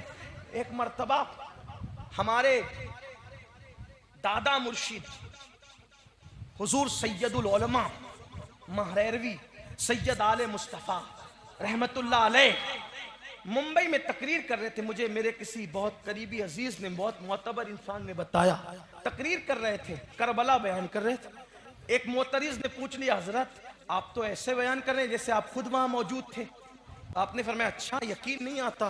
आपने अपनी चादर उठाकर उसके सर पे डाल दी तो उसको करबला का मंजर नजर आ गया। ये करबला है। आप करबला को समझते क्या? अरे जिनके बच्चों में, जिनकी औलाद में, जिनके गुलामों में गौसो ख्वाजा हैं, गुलाम इस शान के हैं, वो इमाम की शान के होंगे। आप समझ, ये महफिल भी उनकी नजरों में है। इमाम की मोहब्बत में आंसू बहाने वालों, हमें फैसला करना होगा, हमें क़यामत के दिन उठना किसके साथ है? इमाम हुसैन के साथ उठना है या यजीद के साथ उठना है? फैसला करना होगा। और अगर इमाम हुसैन के साथ उठना है तो फिर किरदार हुसैन इख्तियार करना पड़ेगा, उससे छुट्टी नहीं मिलेगी आपको। यकीन जाने, ये दुनिया में पहली और आखिरी बार आए हो, दुनिया में पहली और आखिरी बार आए हो, लेकिन फैसला करना है उठना किसके साथ है। नमाज अगर तर्क करोगे, उठोगे यजीद के साथ। फैसला। मेरी बातें आज तुम्हें बुरी भले लग रही होगी, लेकिन क़यामत में हो सकता है कि आपको एहसास हो कि कोई कहने वाला ये भी कह गया, लेकिन हमने एहसास नहीं किया। हम तो यूं कान से सुनते, यूं कान से उड़ाए, मौलवियों का काम है कहना। ये बात नहीं, हमें कहने का कोई शौक नहीं है। तुमसे मोहब्बत है क्योंकि तुम नबी की उम्मत हो। हमारे भाइयों, आगाह किया जा रहा है, आगाह किया जा रहा है। अगर नमाज नहीं पढ़ोगे ना, यजीद के साथ उठने तैयार हो जाओ। इमाम हुसैन ने तो करबला में भी नमाज पढ़ी। एक वक्त की नमाज भी जिसकी न छूटी हो, 55 से लेकर 56 साल की उम्र तक जिसने एक वक्त की नमाज, हत्ता कि जिसने सर भी सजदे में कटा करके बताया कि हमें नमाज से कितनी मोहब्बत है। उठो, फैसला करो, तुम्हें करना है फैसला। शायरी करते रहो, मजे की बातें करते रहो, जो जी में आए करते रहो, लेकिन उठना किसके साथ है आज फैसला करना आपके हाथ में नहीं है। नमाज पढ़ोगे, इमाम हुसैन के साथ उठना नसीब होगा। फजर में सोते पड़े रहोगे, फिर उठने के लिए तैयार हो जाओ यजीद के साथ। हीरो हीरोइन का नंगा नाच देखोगे, यजीद के साथ उठने के लिए, क्योंकि वो बंदर का नाच देखता और तुम हीरो हीरोइन का नाच। और अगर आंखों की हिफाजत करोगे तो इंशाअल्लाह मेरे मौला हुसैन के साथ उठना नसीब होगा। कितने गैरत वाले थे वो लोग। मैंने एक रिवायत पढ़ी तो मैं दंग रह गया, मेरा दिमाग घूमने लगा। 5 चीजें ऐसी पढ़ो तो दिमाग और फिर ऐसा लगता है कि हम पैदा ही क्यों हुए। कभी कभी ये एहसास होता है। मौलाए कायनात सैयदना अली करमल्लाहु वजहुल करीम फरमाते हैं, मौला अली कहते हैं कि मैंने कभी जिंदगी में अपना सतर नहीं देखा। मैं बहुत हया के पर्दे में बहुत बारीक बात कर रहा हूं। मौला अली का क्या फरमान है? इमाम हुसैन के वालिद हैं। मैंने जिंदगी में अपना सतर नहीं देखा। तो लोगों ने कहा हुजूर, सतर देखना तो जरूरत भी है और मजबूरी भी है, और वो जायज भी है। जरूर सतर देखना जरूरत भी है, मजबूरी भी और जायज भी है। आपने क्यों नहीं देखा? फरमाया जरूरत भी है, मजबूरी भी है, जायज भी मैं जानता हूं, लेकिन फिर भी नहीं देखा। का क्यों नहीं देखा? का इसलिए नहीं देखा कि मुझे शर्म आती थी कि जिन आंखों से मैं रसूलुल्लाह का दीदार करता हूं, उन आंखों से मैं अपना सतर कैसे देखूं। ये उनका तकवा था। हालांकि उसके बगैर काम चल भी नहीं सकता, लेकिन चले ये तो उनका तकवा था, चूंकि वो अली थे। अली की बराबरी कौन कर सकता है? लेकिन वो अली थे। कम से कम अली के गुलाम इतना तो कर सकते हैं कि अपनी आंखों को बुरा देखने से बचाएं, अपनी आंखों को पाप के मनाजिर देखने से बचाएं, अपनी आंखों को गंदे मनाजिर देखने से बचाएं। इतनी खूबसूरत मस्जिदें बनाते हो और फिर उन मस्जिदों को वीरान करते हो, तो ये मस्जिदें क्या अल्लाह की बारगाह में बद्दुआएं न करेगी? क्या समझते हो कि खूबसूरत मस्जिदें बना के जन्नत में चले जाओगे? मस्जिदों की जीनत लाइट नहीं है, मस्जिदों की जीनत ये संगमरमर नहीं है, मस्जिदों की जीनत खूबसूरत पंखे नहीं है, मस्जिदों की जीनत सजदों से सजदों से। अगर मस्जिद मिट्टी की भी बन जाए और उसमें सजदों की कसरत रहे तो मस्जिद सजदा करने वालों से खुश रहती है। और अगर मस्जिद आप सोने की ईंटों की बना दे और सजदा करने वाला कोई न रहे तो मस्जिद की दीवारें रोकर अल्लाह से अर्ज करती है, ए अल्लाह, जिसने मुझे वीरान कर दिया है तू उनके घरों को वीरान कर दे। अल्लाह अकबर। अपनी गुफ्तगू समेट करके अर्ज करूं, ऐ मेरी कौम के जवानों, जवान किसी कौम का सरमाया होता है। करबला से तहरीक लो, करबला से जज्बा लो।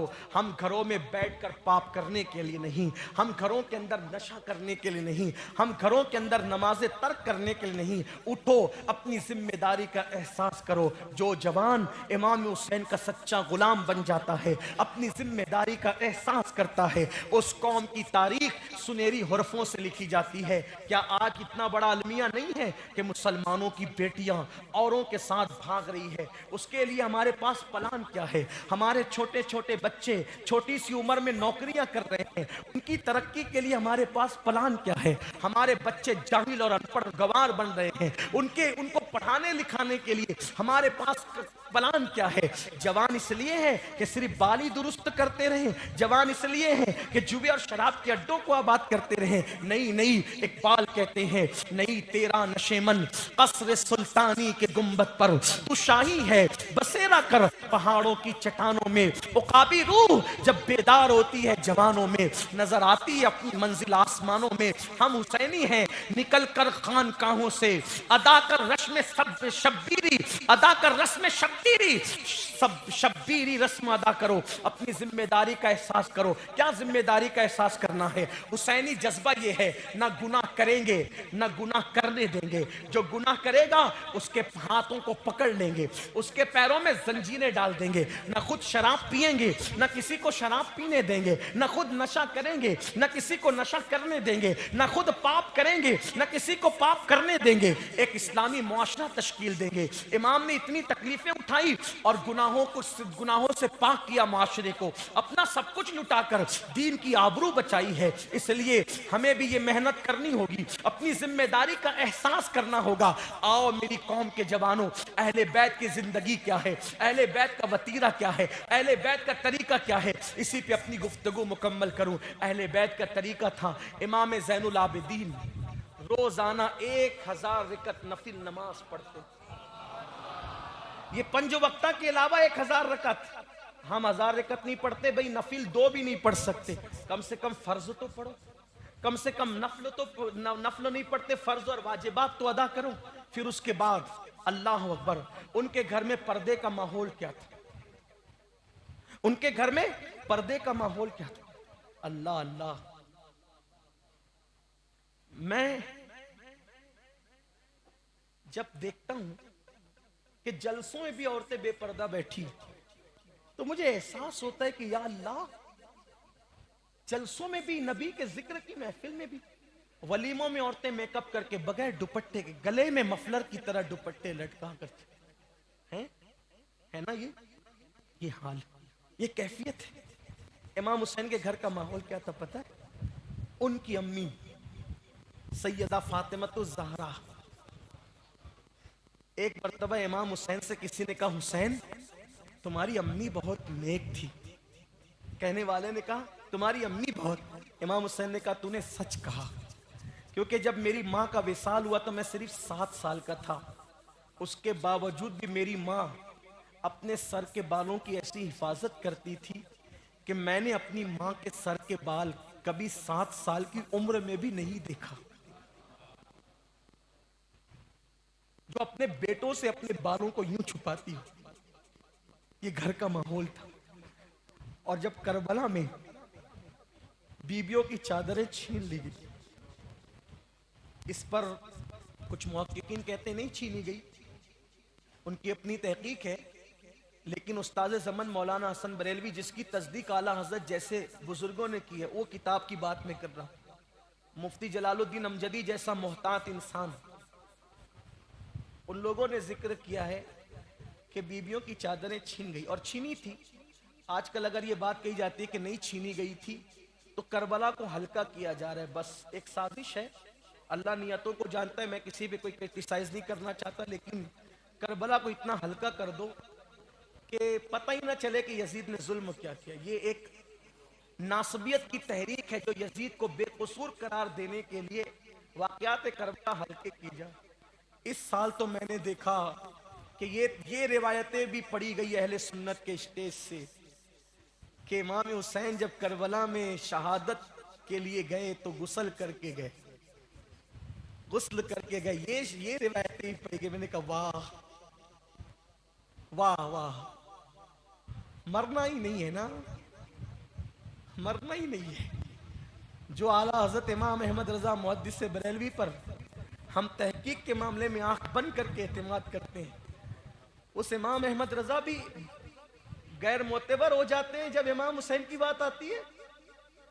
जिस सदरुल फाजिल का कंजुल ईमान पूरे साल पढ़ते हुए गुजारते हो, वो सदरुल फाजिल भी गैर मुस्तनद हो जाते हैं जब अहले बैत की बात आती है। यजीद को बेकसूर करार देने के लिए कितने पापड़ बेलोगे तुम, लेकिन इमाम हुसैन की शहादत की मजलूमियत से रोकने वालों कोई रोके, मैं किसी को नहीं जानता, लेकिन इतना जरूर है उनके नाना के हाथ से हौज़े कौसर पे जाम मिलना है। आज तुम जो चाहे कर लो अपनी दादागिरी की बुनियाद पे। हुसैन को यही बताना चाहते हो ना कि हुसैन मजलूम नहीं थे, पानी से सैराब होकर गए थे, नहा कर गए थे, यही बताना चाहते हो ना। कल क़यामत के दिन मुंह क्या दिखाओगे हुसैन के नाना को? तारीख बदल रहे हो, तारीख बदल रहे हो तहकीक के नाम पे। क्या उस्ताद ज़मन मौलाना हसन बरेलवी ने नहीं लिखा, खुश्क हो जा खाक हो जा, खाक में मिल जा फुरात, खाक तुझ पर देख तो सूखी ज़बान अहले बैत। 3 दिन के प्यासों को पानी पीने वाला बताते हो जालिमों। क्या हदीस पाक में नहीं है, खसाइसुल कुबरा में नहीं है कि इमाम बाकी ने नहीं लिखा, इमाम सयूती ने नहीं लिखा कि रसूलुल्लाह ने अब्दुल्लाह इब्ने अब्बास से कहा कि आज मेरा हुसैन ख्वाब में आकर कहा, आज मेरा हुसैन करबला में 3 दिन का प्यासा शहीद हो गया। कितना जुल्म और करोगे अहले बैत पे। बहरहाल उनकी बात छोड़िए, मैं उनको तो कोई गिनता भी नहीं है। ये 2.5% की मेंढकियां हैं, इनको कब तक जुकाम होता रहेगा, मैं उनकी बात नहीं करता, छोड़ दीजिए। लेकिन ये बात करो, आगा रहो, सूना जंगल रात अंधेरी, छाई बदली काली है, सोने वालों जागते रहियो चोरों की रखवाली है। मेरी इस तकरीर पे मुझे मालूम है कि मैंने गालियां ही सुनना है, लेकिन अगर कोई गाली मुझे देकर मैं हुसैन पाक का मंजूर नजर बन जाऊं तो सस्ता सौदा है, बहुत सस्ता है, बहुत सौदा, बहुत सस्ता है, बहुत सस्ता सौदा है। दे लो गालियां जी भर के दे लो, लेकिन मैं तो चीखूंगा। करबला की तारीख बदली जाएगी तो मैं बोलूंगा, चाहे उसके लिए फिर हमारे साथ। हम तो ये कहते हैं कि ये हाथ सैयदों के चुमवाने के लिए नहीं है, ये हाथ तो हथकड़ियां पहनने के लिए भी तैयार है उनकी मोहब्बत में है। ये हाथ हथकड़े जो चाहो करो, हम तैयार है, लेकिन हम तारीख, जब तक हमारा वजूद है जमीन पे, हम तो तारीख बदलने नहीं देंगे। चिल्लाएंगे हम, चीखेंगे हम, हाँ, इसलिए कि हमारा उनसे रिश्ता है, आपका भी है और इंशाल्लाह रहेगा। और सिर्फ मोहब्बत का नहीं बल्कि मवद्दत का है। नबी ने हमें मवद्दत की बात, लेकिन आपसे कहता हूं होशियार रहना ऐसे छोरों से।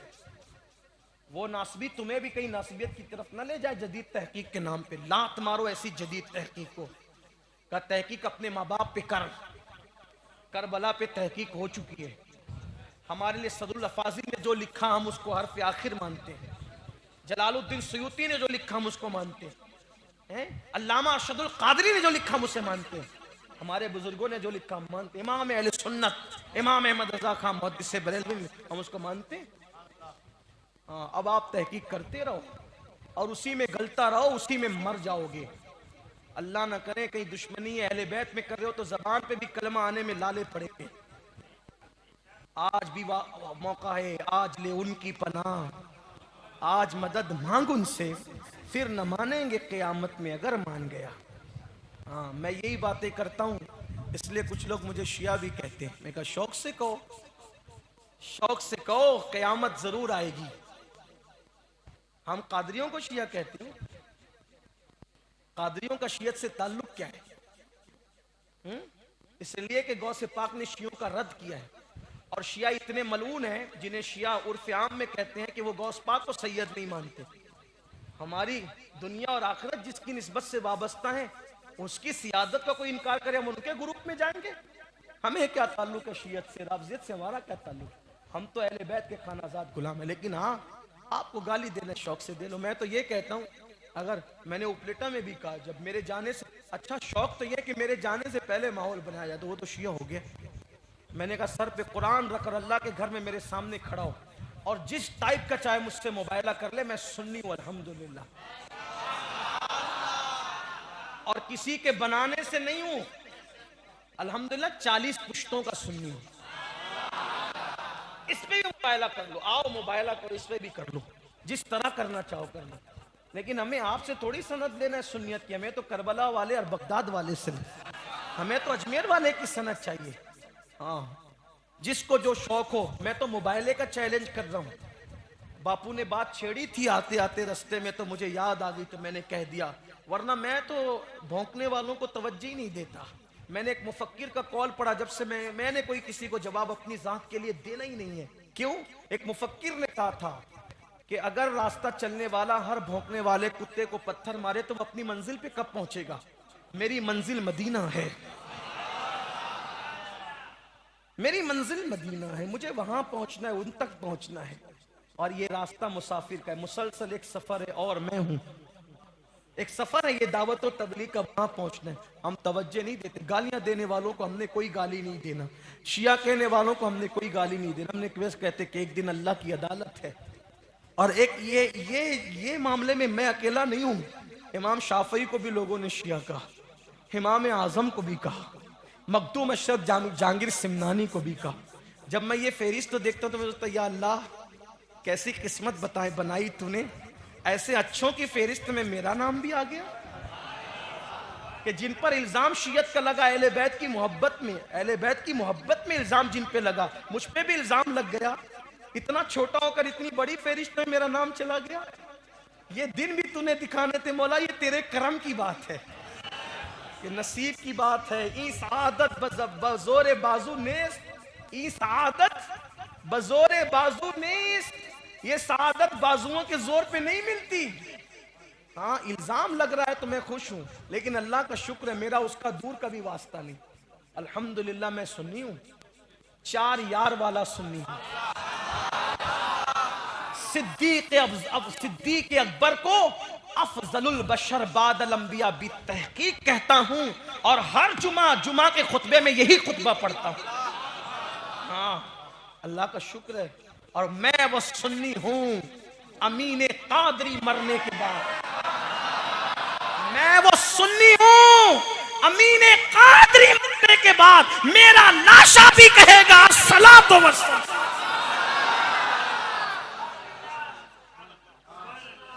बात दूर निकल गई, कुछ जज्बात में बातें हो गई, लेकिन मैं यही कहता हूं कि आप परेशान ना हो। हम किसी को गाली नहीं देंगे, जवाब नहीं देंगे, ना जवाब देना है। हाँ, सब दुनिया जानती कौन क्या है। हाँ, हम गुलाम हैं अहले बैत के और सहाबा का एहतराम। और हम तो किसी भी सहाबी की तौहीन के कायल नहीं। हत्ता कि हजरत अमीर माविया रदी अल्लाह ताला जैसी शख्सियत के लिए भी हम ये कहते हैं कि हमारा अकीदा वही है जो एहतिकादुल अहबाब में इमाम अहले सुन्नत ने बयान किया। हमारा अकीदा वही है जो गौसे पाक रदी अल्लाह ताला ने बयान किया। हमारा अकीदा वही है जो गरीब नवाज ने और महबूब इलाही निजामुद्दीन औलिया ने बयान किया। हमारा अकीदा वही है जो शहबाज दक्कन ख्वाजा बंदा नवाज के सुदराज ने बयान किया। हम कोई अलग अकीदा रखते हैं माज़अल्लाह? नहीं, कभी नहीं। अल्हम्दुलिल्लाह हम चार यार वाले हैं, हाथों से चार यार के हमको मिलेंगे चार जाम, दस्ते हसन हुसैन से और मिलेंगे जाम। जिसे जो कहने दे शौक से कहें, इसलिए कि नेमतें मिलेगी तो हसद तो होगा ना, होगा होगा होगा। और लोगों को तलवारों से जख्मी किया गया, हमें जबानों से किया जा रहा है। कोई बात नहीं, दिन है जिसके दिन है, तेरे दिन है बाहर फिरते हैं, तेरे दिन है बाहर फिरते हैं। तो अर्ज कर रहा था, बात दूर निकली। इमाम हुसैन के घर का माहौल क्या था? जब बीबियों के दुपट्टे छीन लिए गए, बीबियों के दुपट्टे छीन लिए गए, सैयदा ज़ैनब के पास चादर न रही। तो सैयदा ज़ैनब ने पता है क्या ओढ़ा उस वक्त जब चादर नहीं रही? खैमे जला दिए गए थे, जले हुए खैमे का टुकड़ा सैयदा ज़ैनब ने अपने सर पे रख लिया, जले हुए खैमे का टुकड़ा। उस दिन उस बीबी को एहसास क्या होता होगा जिसके नाना ने हातिम ताई की बेटी, हातिम ताई की बेटी जब बगैर दुपट्टे के कनीज बना के दरबार में लाई गई, तो मेरे नबी ने अपनी चादर उसके सर पे डाल करके पूरी दुनिया को पैगाम दिया, बेटी अगर काफिर की भी हो तो बेटी बेटी होती है। ये घर का माहौल था। हमारे घर में दुपट्टे का माहौल खत्म होता जा रहा है। माहौल बनाए। और अब आखिरी बात, हुसैन उस बादशाह का नाम है, हुसैन उस बादशाह का नाम है जो उनसे वाबस्ता हो गया। हुसैन ने दुनिया भी संवार दी, आखिरत भी संवार। आखिरी बात, आखिरी वाक़या अर्ज कर रहा हूं, इसमें बहुत इबरत होगी आपके लिए। कई चीजें आपको इसमें समझने का मौका मिलेगा। अहले बैत के घर का माहौल क्या था? 5 दिन 8 दिन, हत्ता के कभी 9 या 10 दिन भी उनको भूखे रहते हुए गुजर गए।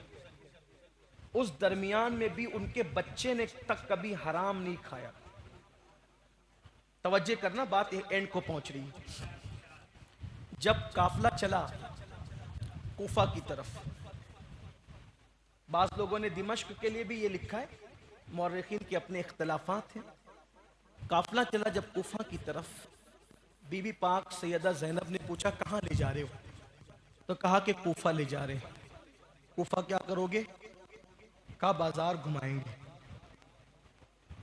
बीबियों को बाजार में घुमाए, कटे हुए सर बाजार में घुमाए। करबला के बहुत अरसे के बाद जब सैयदा मुल्क शाम गई, सैयदा ज़ैनब इंतकाल कर गई।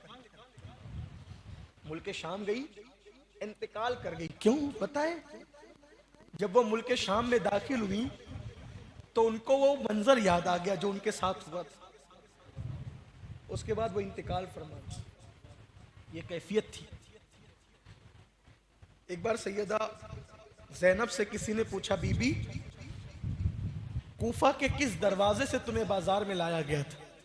कूफा के दरवाजे, कूफा के बाजार के तो बहुत से दरवाजे ना, किस दरवाजे से तुम्हें बाजार में लाया गया था? ज़ैनब ने कहा कोई दरवाजा बाकी नहीं रखा। एक दरवाजे से लाते, फिर दूसरे से लाते, फिर तीसरे से, हमें बाजार में घुमाया जाता। ये हाल किया। बहरहाल तो जब कूफा की तरफ वो काफिला गया तो कूफा के बाहर मुजाफाती इलाके में उस काफिले को रोक दिया, क्योंकि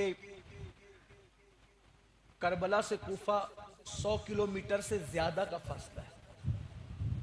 अभी भी हालांकि रास्ते सड़क बनी हुई है, लेकिन फिर भी 100 किलोमीटर से ज्यादा का फासला है करबला से कूफा। तो जब करबला से कूफा लेकर गए और फिर बस्तियों में घुमाते लेकर गए थे, ऐसे नहीं डायरेक्ट लेके नहीं चले गए थे, बस्तियों में घुमाते ले गए थे। तो एक अंदाजे के मुताबिक कमोबेश 8 दिन का अरसा लगा था, 8-9 दिन का अरसा लगा था। आप उसको तहकीक कर सकते हैं। आज अकल का दौर भी है, टेक्नोलॉजी का दौर भी है। मौर्रिखीन ने अपनी अपनी तहकीक पेश की, लेकिन आज आप भी अंदाज़ा कर सकते हैं। इस गांव में रोका, बस्ती में रोका, घुमाया, और ऐलान क्या करते थे पता है? हम लुटेरों को ला रहे हैं, उनके सर काट के। ये लोग रास्ते में लोगों के माल लूटा करते थे, जंगलों में लोगों के माल लूटा, उनको ला रहे हैं, और उनके बच्चों को कैदी बना के ला रहे हैं। जब लोग सर देखते थे तो अंदाजा होता था, अरे ये तो इमाम हुसैन का सर है, ये तो कासिम का शहर है, ये सर है, ये तो जनाब अब्बास का सर है। यानी उन्होंने झूठ बोला, क्योंकि उनको पता था कि अगर हम ये बोलेंगे कि हुसैन का सर आ रहा है तो माहौल कुछ और हो जाएगा, उनको लोग टिकने नहीं देंगे ना, लाने भी नहीं देंगे, पूरा माहौल खिलाफ में खड़ा हो जाएगा, जैसा कि बाद में खड़ा हुआ ही। तो इस तरह वो ऐलान करते थे ताकि सब लोग आए वो मंजर देखने।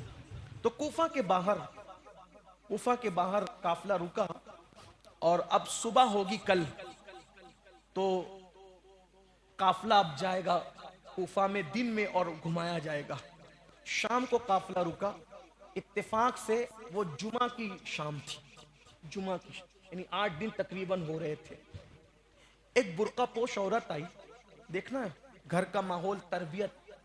बुर्का पोश औरत आई और काफिले को रुका हुआ देखा, तो उसने कहा, बीबी आप लोग कैदी हो, आपका घराना कौन सा है, कौन लोग हो, कहां से है, मुझे कुछ नहीं पता, लेकिन मैं सदका लेकर आई हूं, ये सदका है, और मैं हर जुमा को सदका करती हूं मेरे इमाम के नाम का, मेरे इमाम के नाम का सदका करती हूं, ये सदका लो और मेरे इमाम की लंबी उम्र के लिए दुआ करो। तो बीबी ज़ैनब पाक ने पूछा, एक बुर्का पोश कौन है तेरा इमाम? तो कहा, इब्ने फातिमा, इब्ने अली, नवासे रसूल हुसैन इब्ने अली मेरा इमाम है। मैं हर जुमा उनका सदका करती हूँ और कैदियों को, मिस्कीनों को, फकीरों को, भिखारियों को खिलाती हूँ, गरीबों को, और उनसे कहती हूँ दुआ करो, क्योंकि कैदियों की दुआ जल्दी कबूल होती। आप लोग कैदी हो ना, मेरे इमाम की लंबी उम्र के लिए दुआ करो कि अल्लाह उन्हें लंबी उम्र रखे, सलामत रखे। इतना सुनना था, सोचो कि क्या उनकी कैफियत हुई होगी। और अब भूख कितने दिन की हो गई थी?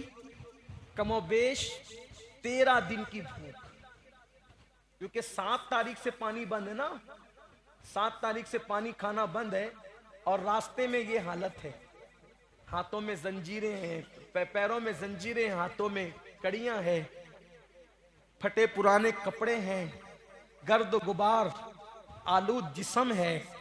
इमाम ज़ैनुल आबिदीन बीमार होने के बाद ऊंट की नंगी पीठ पे है, बच्चों के साथ बांध दिए गए हैं, बच्चों के साथ ऐसे बंधे हैं, उठते हैं तो बच्चों को तकलीफ होती है तो झुक कर बैठना पड़ता है। ये हालात किसी जरूरत के तहत शाम के वक्त नीचे उतारे गए कि सुबह ले जाएंगे काफिले को कूफा में। वो औरत आई तो कहा, इमाम हुसैन के नाम का सदका खाओ, कैदियों की दुआएं कबूल होती है, मेरे इमाम की लंबी उम्र के लिए दुआ करो। बीबी ज़ैनब पाक का सब्र, अल्लाह अल्लाह, रो पड़ी, कहने लगी, बीबी ए बुर्का पोश, हुसैन से तुम्हारा क्या रिश्ता है? क्या रिश्ता है हुसैन से तुम्हारा, जो तू उनके नाम के सदके कर रही है, लंबी उम्र की दुआ कर रही है? तो उस औरत ने कहा, ए बीबी, हुसैन से मेरा रिश्ता क्या हो सकता है, गुलामी के सिवा, कनीजी के सिवा। बात यह बीबी कि ये जो मेरा वजूद है ना, ये मेरी जिंदगी हुसैन मौला का सदका है, ये मेरी जिंदगी उनके सदके में का। वो कैसे? तो कहा कि मेरा बचपना था, और मेरे बाप सहाबी रसूल थे, और मैं मदीने में पैदा हुई थी, मेरी पैदाइश मदीने में हुई थी, मेरे बाप सहाबी रसूल थे, वालिद मेरे सहाबी थे। मैं बीमार हो गई मेरे बचपने में, तो हकीमों ने जवाब दे दिया, तबीबों ने जवाब दे दिया कि बच्ची बचेगी नहीं, मर जाएगी, चंद लम्हों की मेहमान है, उसके बाद ये मर जाए।